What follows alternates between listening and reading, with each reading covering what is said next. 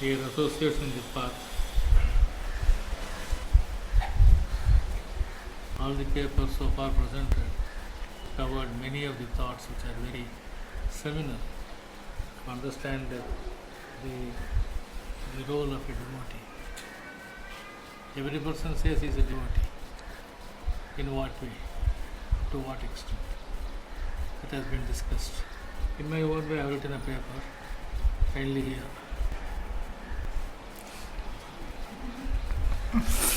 You're all tired by now. The topic chosen for this seminar, Murad and Malamita, essentially relates to types of disciples and devotedness of the spiritual aspirants. It is necessary that we are clear about the thoughts related to devotion and piety before we can understand the concepts of Murad and Malamita.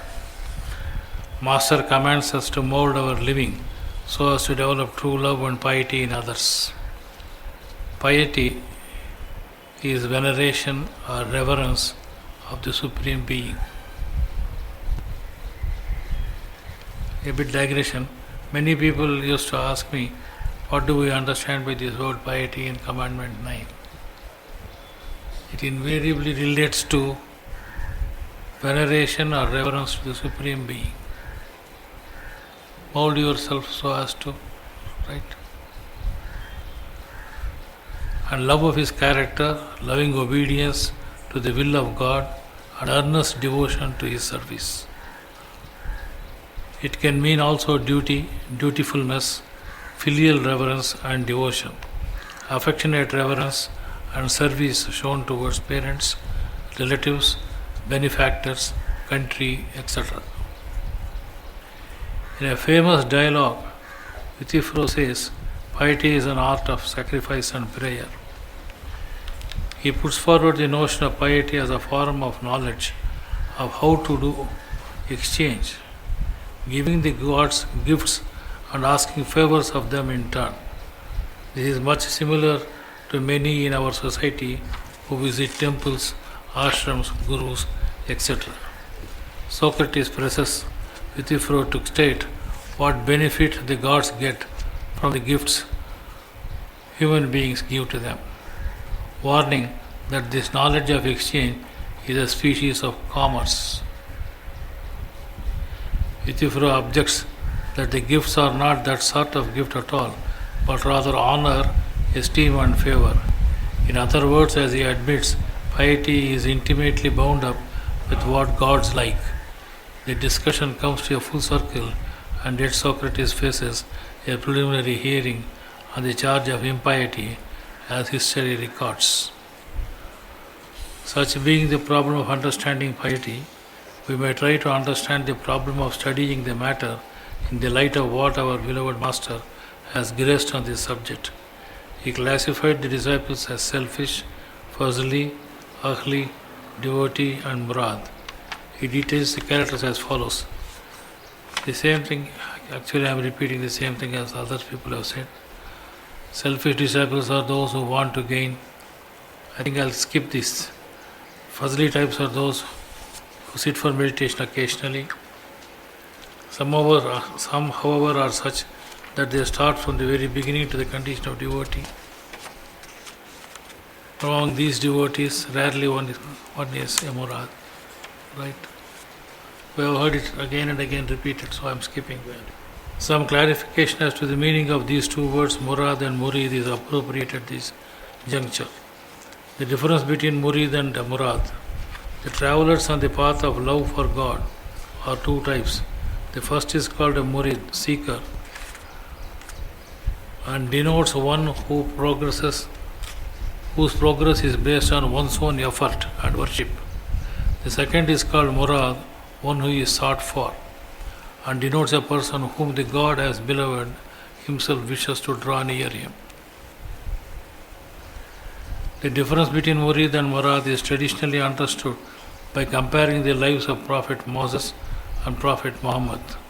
Prophet Moses was a lover of God, while Prophet in Islamic tradition was the beloved of God. The ways of love dictate that the lover hopes and desires to to meet the beloved. Yet sometimes the beloved also desires that the lover come to meet him.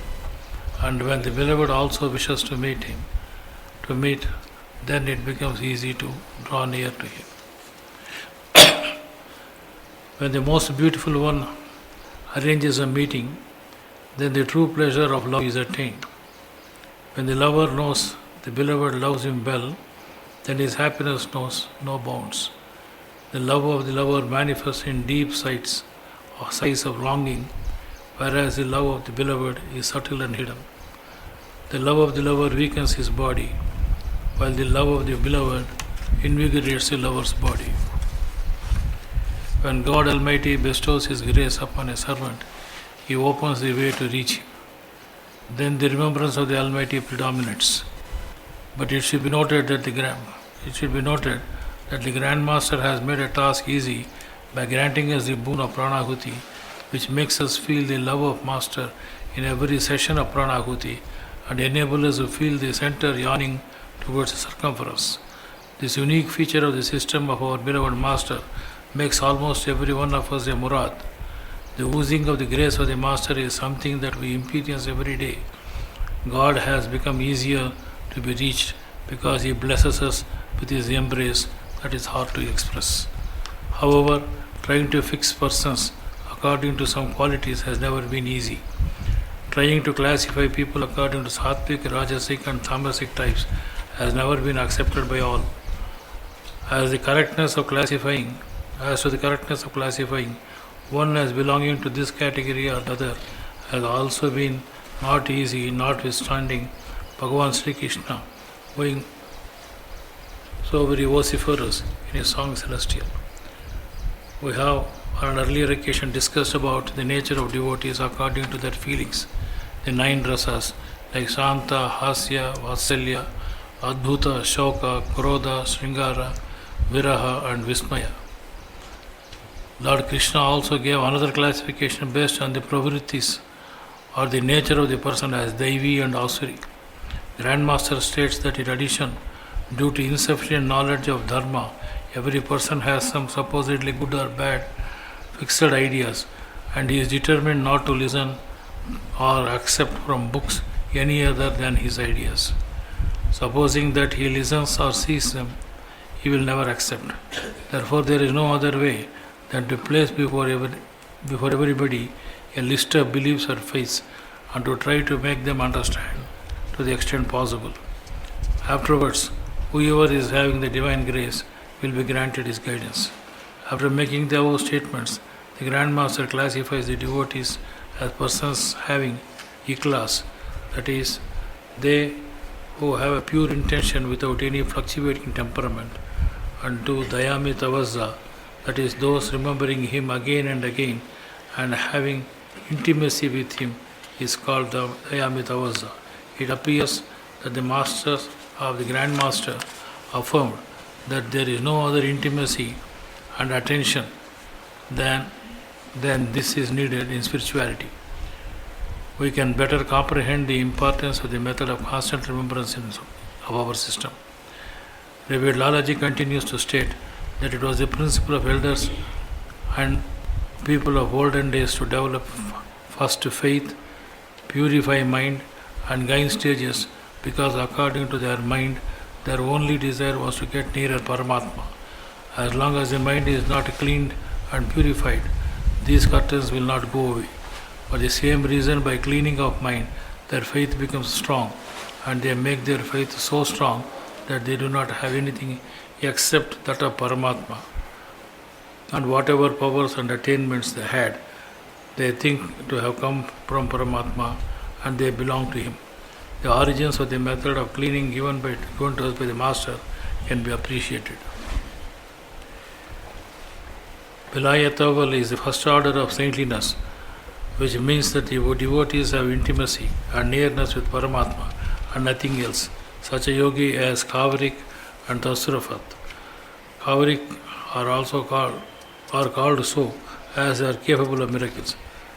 Tasrufat is having access to somebody's Atma, putting the thoughts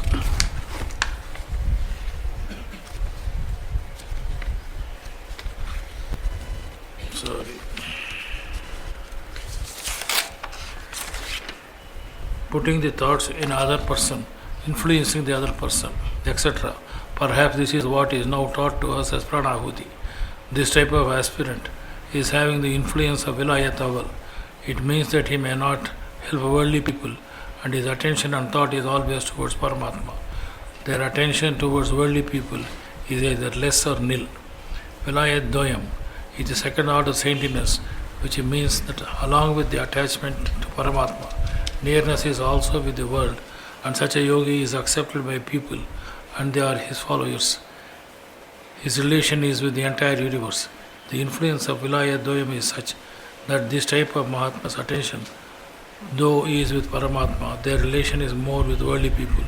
They have the orders that their thought should be with worldly people, in spite of their being with God, so that they can help worldly people. The trainers of ISRC do have such a condition, and it is their duty to live up to the expectations of their condition. Grandmaster states that man's essential duty is realization of Maitri and love. Though this is so, man brought with him from birth qualities like Tam, Rajas and Tam and Sat. And the things in the making of human body are natural. Man can neither live without them nor can he escape from their influence. The condition of Sachidananda also is in the man. Some time or the other he will be in that ocean of bliss without fail. But he is now under the illusion of thinking that the artificial or temporary worldly bliss to be good fortune and is immersed in it. Some time or other he will come out of it. When the time of consciousness leaving the jiva comes, the divine feelings and love which are there in him are awakened, and love and devotion develop in him. The effect of this is that the person forgets everybody except oneself. He states that there are 7 layers of man's individuality: soul, heart and head, etc. When the first layer is achieved, the remaining layers are also achieved by themselves one by one. That is why the knowledge of intermediary steps is hidden from the common man. He cannot have the discriminatory knowledge of them, but real man or Purna Yogya has the elaborate knowledge of the difference between the steps. Ordinary common man cannot have the knowledge of them. According to him, common man includes Pandit, Maulvi and some apparently learned people. This knowledge is only related to the Abhyasis. Grand Master classifies devotion of God according to the stages: Aya, Darabit, Sufiya, Malamita. Again, I skip these 3 paragraphs.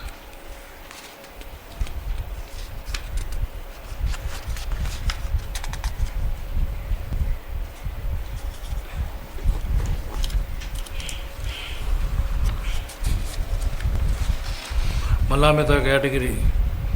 In spite of being complete jnani, do not think or act against nature. They always have the disposition of a devotee or serf.